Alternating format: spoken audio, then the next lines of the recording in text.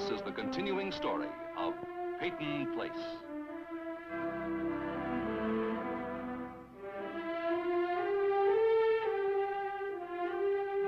Starring Dorothy Malone as Constance Mackenzie, Warner Anderson as Matthew Swain, Ed Nelson as Michael Rossi, and Mia Farrow as Allison Mackenzie.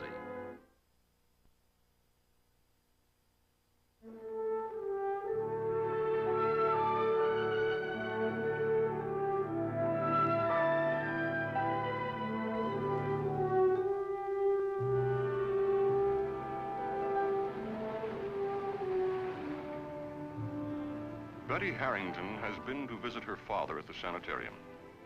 And now Dr. Rossi lets her out at the mill.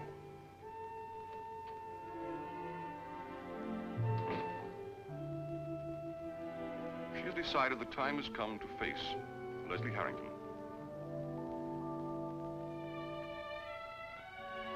Mr. Harrington, wouldn't you like to hear my report? It's about your daughter-in-law's activities in New York. I doubt if it's necessary, Mr. Blaine. I've already talked to you on the phone. Well, that was all preliminary stuff. Where she was, where she went.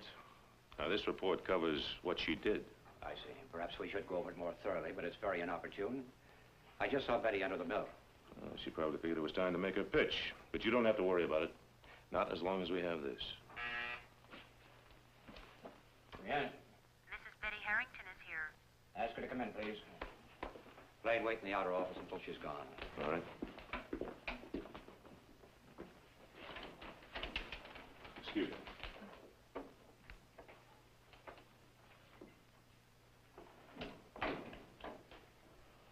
Good to see you back, Betty. Won't you sit down? Thank you. I think you were wise to come home, Betty. Do you? Running away never solves anything. Gives you a chance to think. And you have thought about things? That's why I'm here. Have you seen Rodney? Just briefly this morning. We didn't talk long, though. But he's your husband. He might resent your talking to me instead of him. Why? You made his decisions just as my father made many of mine. You're wrong, Betty. I never made decisions for my son. And you can make them now. I know what I want, Mr. Harrington, and I also know you're the one I have to bargain with. Come now, Betty. Isn't that a bit harsh? You and I don't need a bargain. Don't we? New York has changed you. No, not New York. Just being away from Peyton Place.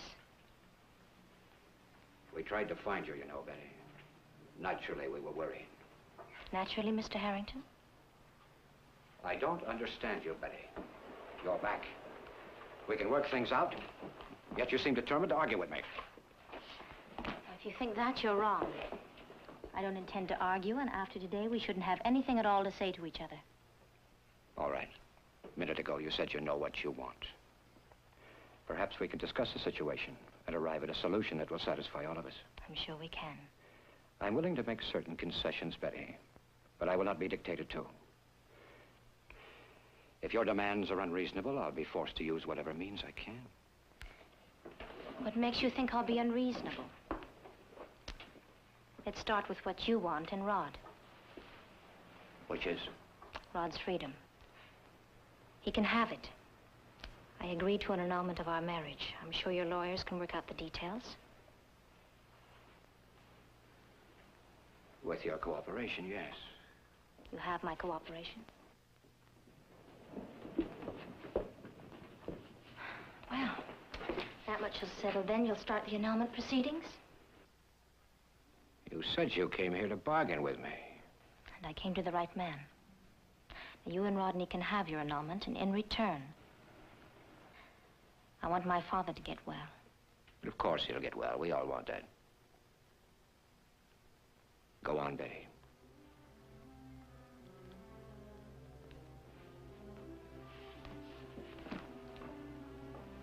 I want your promise that he'll get the best possible care. The finest doctors, treatment, whatever he needs and for as long as he needs it.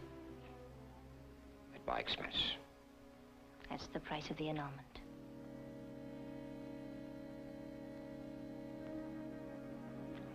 All right, Betty, your father will have everything he wants. You have my word. And you have mine. Goodbye, Mr. Harrington.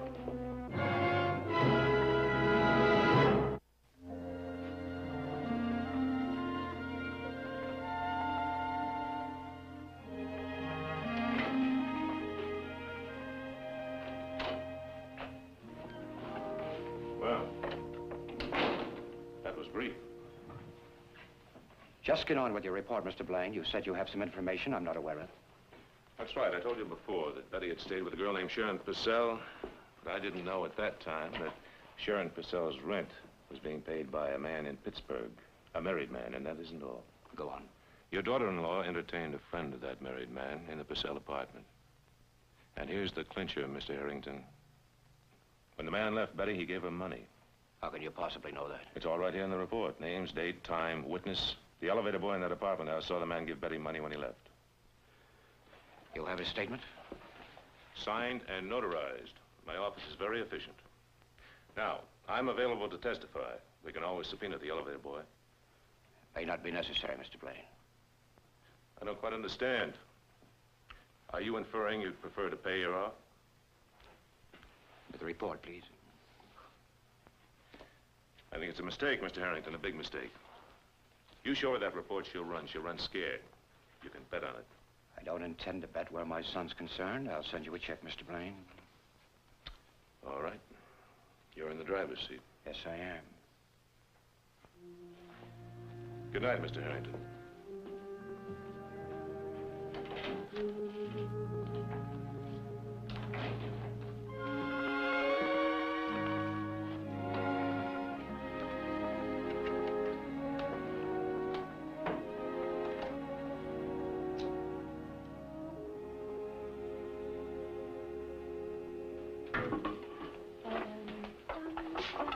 What would you like for dinner tonight? I can shop on the way home. Well, if it's all right with you, Abby and I thought we'd go to the faculty art show tonight. We'll have dinner first at the Student Union. Well, that sounds like fun. You sure you don't mind? Of course I don't. Abby said she saw Betty Anderson coming out of the drugstore. Did you know she was back? I heard she was. I wonder what it's like living in New York and then coming back here.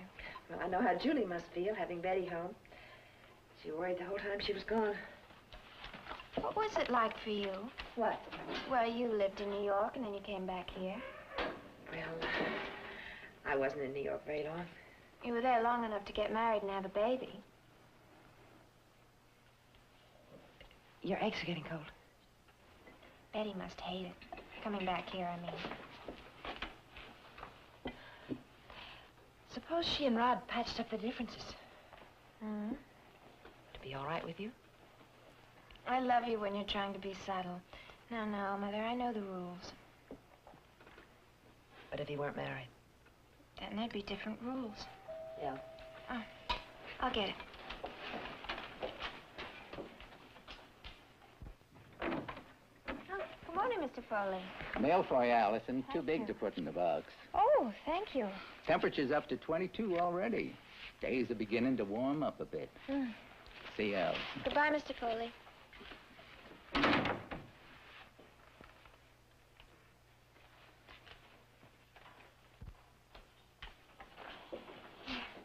Isn't that funny?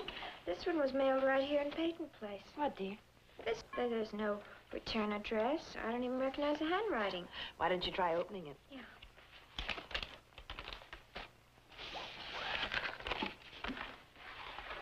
What in the world? Hey, it's me. Mother, look. Is it really? Was there a note with it? No, nothing. Nothing. It isn't even signed. Wow, I like it. Do you? And you've no idea who sent it? No, not in the slightest. I must have an unknown admirer somewhere. Isn't it exciting? Oh, hello, Christine. I came by for my things. I packed them as neatly as I could weeks ago. Thank you. Mr. Harrington had me stored them in the attic. Oh? If you make yourself comfortable, I'll go and fetch them. Mrs. Harrington. Well, thank you. And, Christine, you don't have to call me Mrs. Harrington anymore. Whatever you say.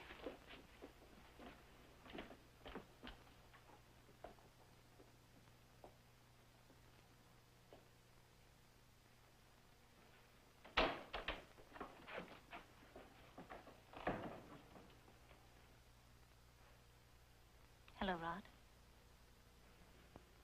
Hi. I wondered whose cab that was out in front.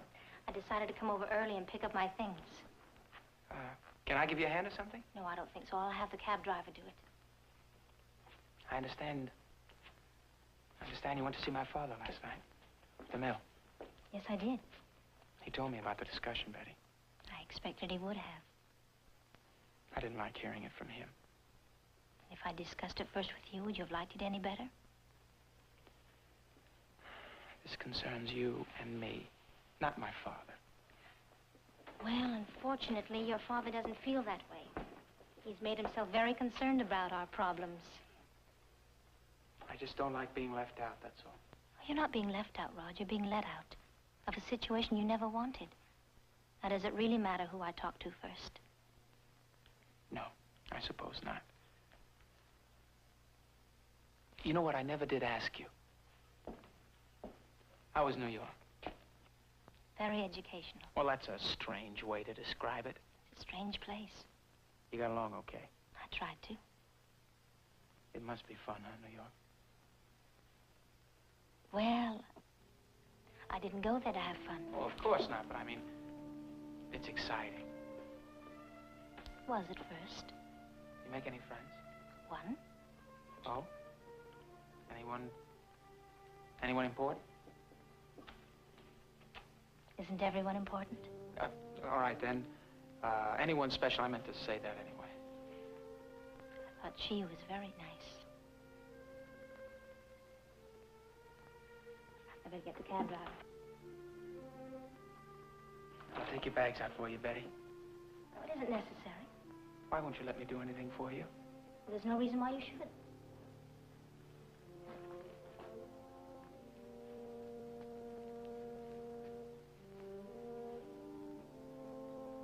Do I have to have a reason? Only for you.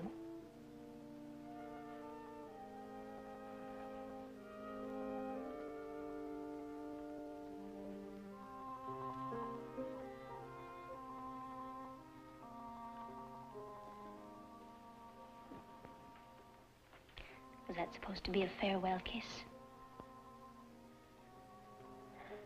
Oh, Betty. Just something you felt like doing then. And anything little Rodney feels like doing is perfectly all right. I'm sorry. No, you're not. You say I'm sorry out of habit. You do what you want, you say what you want, then you say I'm sorry. Well, I don't want to hear it anymore. And I don't want to be around you anymore to give you any cause to say I'm sorry. Oh, Christine, don't bother. I'll send the cab driver in.